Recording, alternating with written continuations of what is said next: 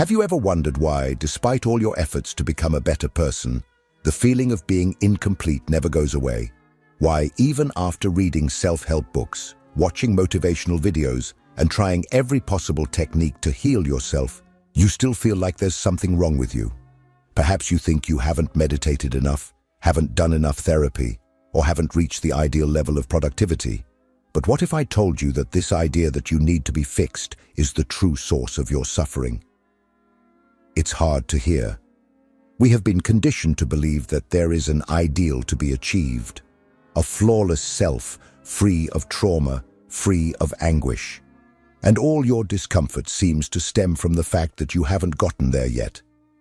But Alan Watts, one of the greatest thinkers of the 20th century, would tell you something radical. Stop trying to fix yourself. Not because there is no pain or confusion within you, but because the very notion that you are broken is an illusion created by a culture that doesn't understand the nature of the human mind. You weren't born hating yourself. You learned to see yourself as defective, and worse, you began to believe that with enough effort, discipline, and self-knowledge, you could erase what you feel, transform who you are, and become a better person. But the truth that few have the courage to say, is that this ideal will never be achieved, because it doesn't exist. And the more you chase it, the further away from yourself you become. Watts clearly saw what many therapists, coaches, and spiritual leaders ignore. The obsession with self-improvement is a disguised form of self-denial. It is the constant attempt to escape from yourself, to control life, to avoid chaos, imperfection, the unexpected. But life cannot be controlled. It is not a machine with interchangeable parts. It is a flow, a process, and you are part of that process. You are not separate from it. You are not a flaw in the system. You are the system itself manifesting. This desperate quest to become a better person, calmer, more spiritual, more productive, more healed, is what distances you from the only thing you truly need: to accept who you are now, just as you are, without spiritual makeup, without motivational narratives, without needing to pretend that you have overcome everything. If you are tired of living in this eternal race against yourself, feeling that no matter how hard you fight, you never get there, this video is for you. It is not a promise of a quick fix.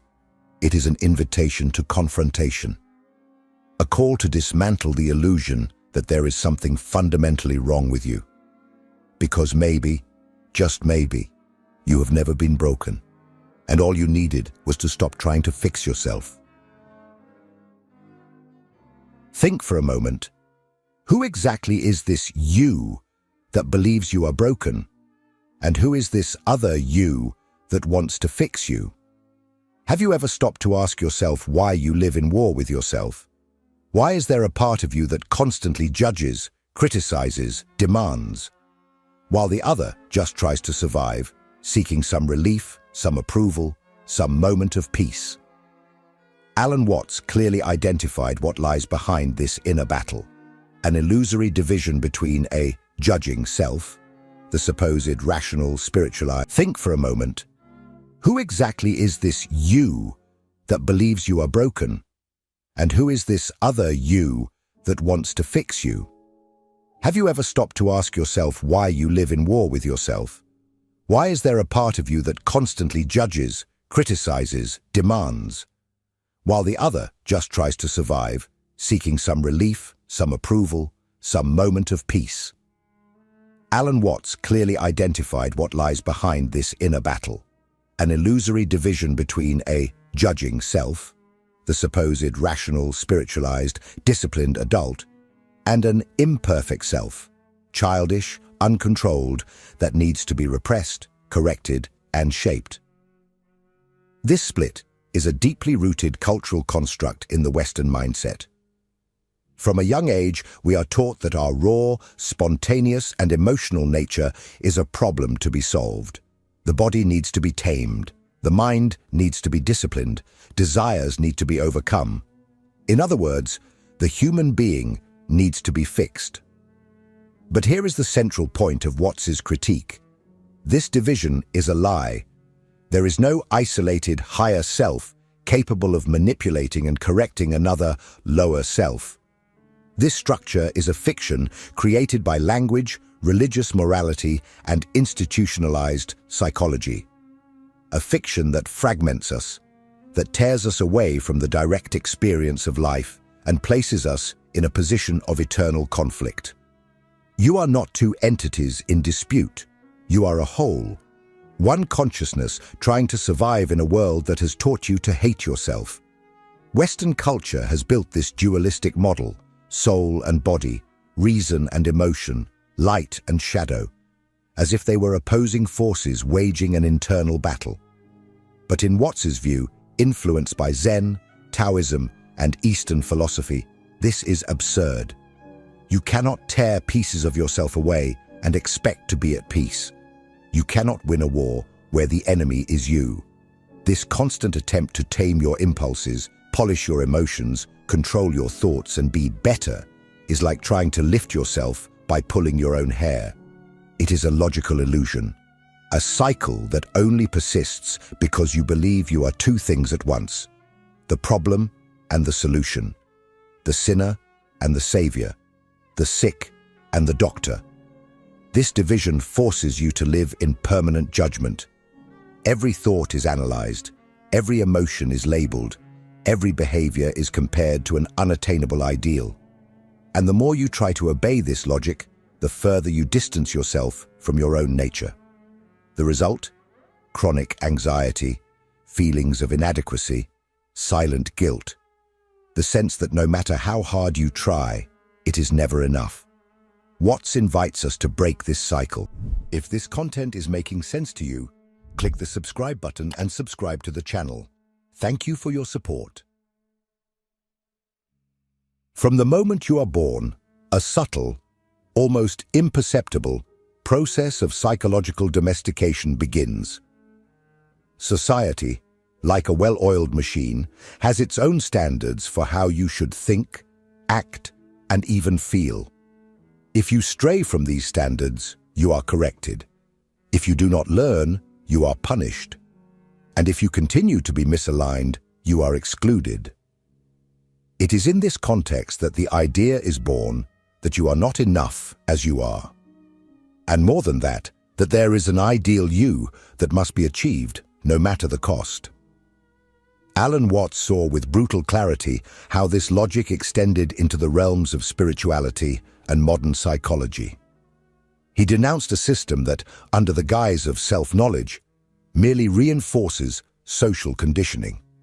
The personal development industry, books, courses, coaches, gurus, thrives on selling the promise that there is something wrong with you that needs to be fixed, that your happiness lies in a future that has not yet arrived, that inner peace will come after you conquer your flaws, your traumas, your sabotaging mind.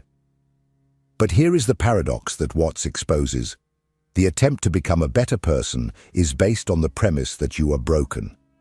And this belief is the root of suffering.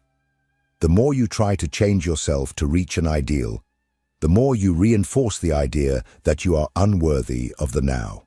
And thus, the cycle of dissatisfaction is established. You seek a solution to a problem that only exists because it was invented by the very search. It is a sophisticated trap. The coach tells you that you need to be more disciplined. The psychologist shows you that your mind is full of limiting beliefs. The spiritual master tells you to silence your thoughts and vibrate higher. And what all of this communicates, at its core, is that your current condition is unacceptable, that something in you needs to be adjusted, that your present experience, with all its pain, anger, fear, or confusion, is a mistake to be corrected. The problem is that you believe it. You internalize this narrative as if it were true, and you start to live in pursuit of an ideal self that never arrives. You compare yourself to influencers who always seem happy, calm, and balanced. You become frustrated because you still feel anxiety, still get irritated, still fail. And without realizing it, you turn personal growth into yet another form of self-loathing. Watts warns us that even spiritual practices, when misunderstood, can become traps. When you meditate to get rid of thoughts, you are trying to exclude a part of yourself. When you do yoga to control the mind, you are feeding the same neurotic desire for dominance. Even silence can become another way of shouting, "I am not enough." Western culture has turned becoming into an obsession. We are always trying to become something, more productive, happier, more enlightened. But as Watts taught, real transformation is not a project to be executed. It is a natural consequence of acceptance. And this brings us to a breaking point. Perhaps your defects are not flaws. Perhaps they are not obstacles to your evolution. Perhaps they are the very expression of life flowing through you. And this is what we will unravel next. Prepare to face a truth that could turn everything upside down. Your problems may have never been problems at all.